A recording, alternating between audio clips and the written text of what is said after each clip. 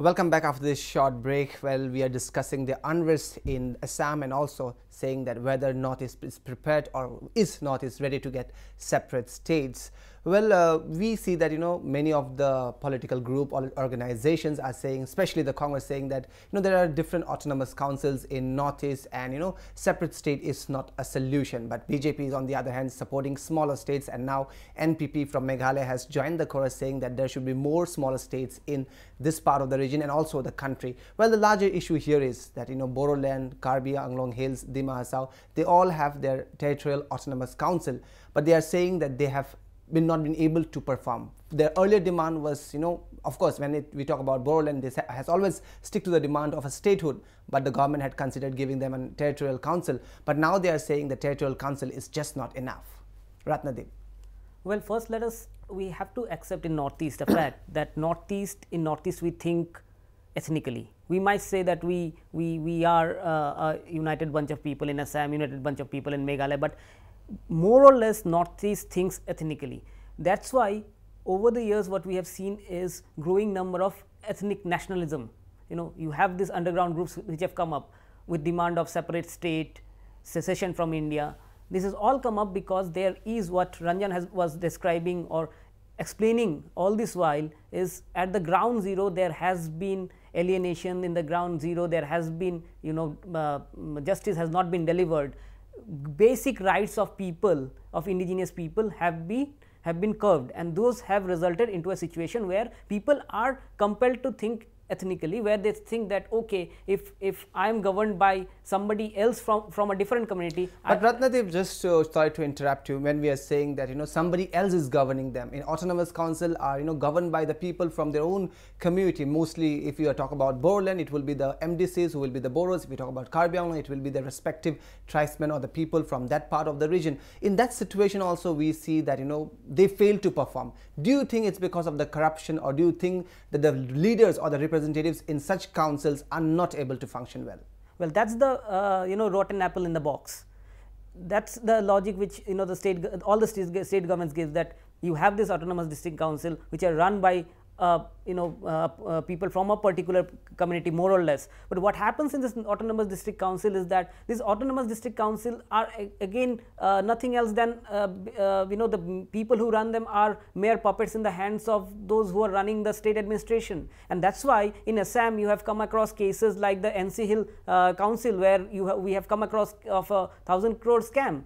And all this while in the past 10 years, almost all the states in Northeast which have this kind of district councils or autonomous council, various cases of corruption scams have been reported out of those places. This is largely because the political system which governs the state actually likes to have some political subcontractor, if we can term them, governing the autonomous district council. So it's like a small fish eating the rather the bigger fish eating the smaller fish.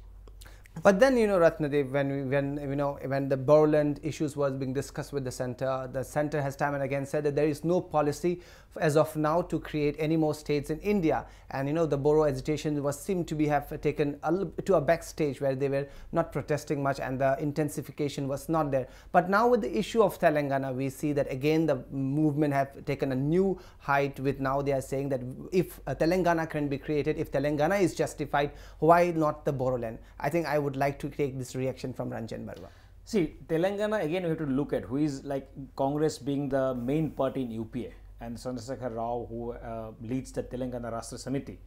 Now look at if and the election is coming, it's just nearby. So the Congress might have seen, there's part that if we give you Telangana, that you people, MPs or other people would come and join Congress, which is like they're discussing. So seeing that, which can be seen, that's a clear political agenda of Congress party.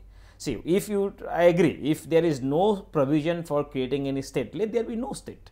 When in 2000 Chhattisgarh, Jharkhand and Uttarakhand came, after that there was no provision of having separate state. But then if Telangana can be created, or if one state can be created, yes, then obviously people would ask this question, why not Bodoland? Is it because it has got one MP or 2 MP and they have got some 10 MPs from that part? So the Congress government or whoever is in center, they should be very sensitive and they should understand the dynamics, the ethnicity, the community living in this part of the northeastern region. Like well, even Ranjan, same thing with the center Bodoland. is now trying to clarify by saying that the issue of Telangana is a very old, but they are overlooking the fact that the issue of Gorkhaland is older than the Telangana. Yes, but right. now how they are trying to justify. So it's mainly same thing. That's what I wanted to say. That when that state reorganization committee started, even after independence, this Telangana, I think Gorkhaland demand was there. So Congress cannot just they are trying to see it as their political benefit. Very simple. So they are thinking of the election ahead. So and this political party can do anything. So if you have provision within the constitution, let it be same for all. Let there be no, and if you are doing it for only your personal benefit or the party benefit or Congress benefit, that means you are giving a wrong signal, and then everyone has got right to hesitate and all these things. Same thing is happening. If they could have done it with the framework of constitution saying that Telangana is old, why not Gorkhaland? Very simple. Well, Ranjan, our geographical area is very less. We already have 8 states in northeastern region, with Assam being divided into 7, and now also we are saying that 5 more demand for statehood is being raised here in Assam 3, then in Meghalaya, then in Manipur. So in that situation, do you think that having much smaller states here in the region is viable? I would like to take last reaction from both of you on this issue. If I say I see smaller states, small will be beautiful, because at the end of the day, each and every, I would say let each and every one of us grow, get the rights that is in constitution, and if small state can give this right, why not we have smaller state, and that will be really helpful for good governance. Well, Ratnadeep. Well, my take on this is like it's like a basically it's caught between the devil and the Dead Sea, because if smaller state happens, then what happens is that ethnic aspirations get addressed. And no doubt about it that there has been biasness, particularly in Eastern India, in terms of different communities. A certain community would be in power, a man from a certain community would be in power, and he would have kind of biasness towards other community. This is there.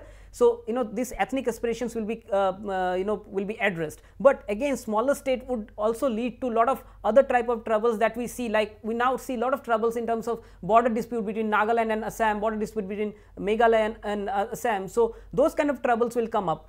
So to avoid this, I guess, is one of the way to avoid it is center, instead of talking adamant. Now here you see, after the Telangana resolution, Assam started burning, and the first reaction from Union Home Minister is an adamant reaction saying that we can't divide Northeast any further. But he also said that we are willing to listen to the demands of the people. We are ready to talk and resolve.